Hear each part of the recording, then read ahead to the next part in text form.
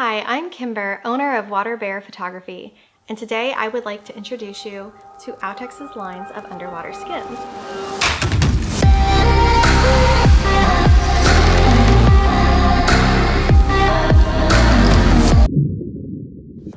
I have so many photographers in my underwater group ask me about these products that I decided to order a bunch and share with you guys. It can be so overwhelming trying to figure out what you need when you're getting into the world of underwater photography. And honestly, underwater housings are incredibly cost prohibitive, and it's hard to figure out what you need, what's overkill, what's going to adapt to your camera, what's not going to function. And by the end of it, you can make some pretty expensive mistakes. So Outex set out to basically fill a gap in the market between a cheap point and shoot underwater camera, which is how I started and how many of us started, all the way up to the high-end hard underwater professional cases, which can run into the, multiple thousands and thousands of dollars. So because of that, they are filling a really unique gap in the market. And I think that this is a fantastic product that's really going to help other photographers get into the underwater world before making a huge investment. So I ordered a bunch of these pieces, and I thought I would kind of share with you what each of them do, because no matter what you're trying to figure out, it can be confusing and stressful to try to figure out what exactly are your specific needs. So I try to do it for you.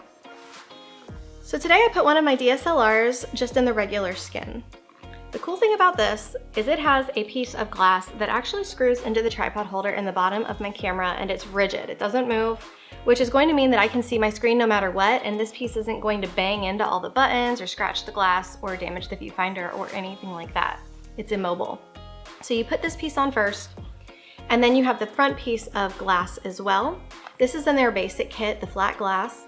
And the nice thing about this system is that, say I have this as my main camera and I want to shoot with different lenses, the only thing I'd have to purchase would be a different piece of the flat glass that adapts to the millimeter size of my lens.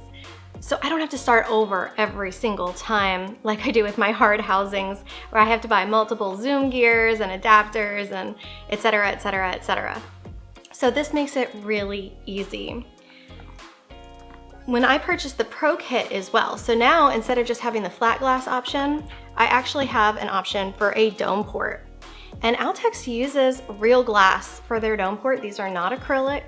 So even though they keep their costs down by using the silicone skins, they don't skimp when it comes to the glass on the dome port, which, as a photographer who appreciates very clear, crisp photos, that is so appreciated. This is the larger of the two dome ports that they offer, and this would just screw again into the adapter on the front. You would just have to buy the appropriate adapter for your lens. So some of the other skins that they offer, instead of just the basic one, this one is sealed all the way around. So there's no holes anywhere else. It is a self-contained unit, which means that I cannot use flash or put it on a tripod. However, they offer this one that has a convenient hole in the bottom. So you can use this for tethering flash. You can put your camera on a tripod. There are multiple different uses for this system as well, but the top is still self-contained, has the hole for the back glass, and then for either the dome port or the flat glass on the front. This piece is really neat in that you can put an on-camera flash directly on your camera in the hot shoe mount. So that is going to give you so many more options if you would like to have light underwater, and you can use the flashes that you already have without investing in expensive underwater lights. So this is a really cool one. And then last but not least, for the camera skins, we have this one. This does not have a piece of flat glass in the back. It is just a flexible silicone skin, and it's going to let you shoot in adverse conditions, in the pool, etc. Now, just to bear in mind with me, I know many of my followers and group members are scuba divers. These are not meant for scuba diving. This is meant for very shallow water and inclement weather. So high dust conditions, intense rain, going under a waterfall, for example, but you do not want to go anywhere where there's going to be pressure. So I would keep it above 10 feet and refer to their instructions, of course. So then we have for flash options. I really like to be able to use flash not on my camera because it's not my favorite thing to get that super flashy paparazzi look. Teach their own. So what I can do with this system is they make housings I'll show you right here. So this is an empty one of what I just showed you with my flash in it. I put my regular strobe inside, and it has this rigid piece just like it does for the camera. You attach it to your strobe using the silicone kind of sock. You put this on your flash, and then this piece screws in and attaches firmly to the silicone skin. And then it also has the thing for the bottom where the cables can come through and attach without letting water intrude. So if you decide that you would like to shoot tethered, you can use this housing and run the cables through the bottom here and into your flashes, and you can shoot tethered. That's going to open up so many possibilities for underwater lighting, and on an amazing budget. I'm not gonna have to buy new underwater lights. I can tell you that my constant lights that I use underwater run about $1,000 a piece. So this is going to be a huge savings for somebody who wants to get into lighting underwater scenes, but can still use the gear that they already have.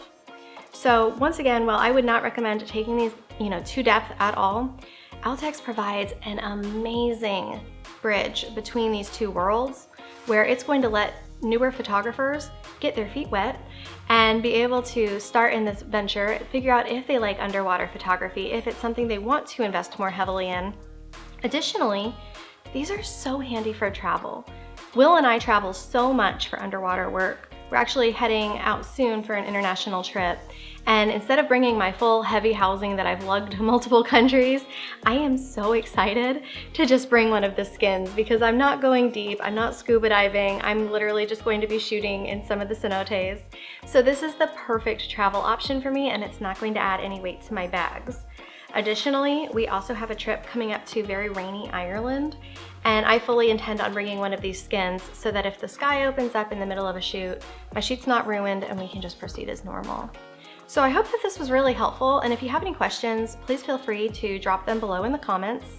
As always, I am Kimber, owner of Water Bear Photography, and if you are interested in underwater photography and learning more about it, I would really encourage you to like and subscribe to our channel and to join my Facebook group. It's called Underwater Portraiture with Kimber, where you can meet like-minded photographers who are venturing into the world of underwater photography in a safe, kind, and supportive environment.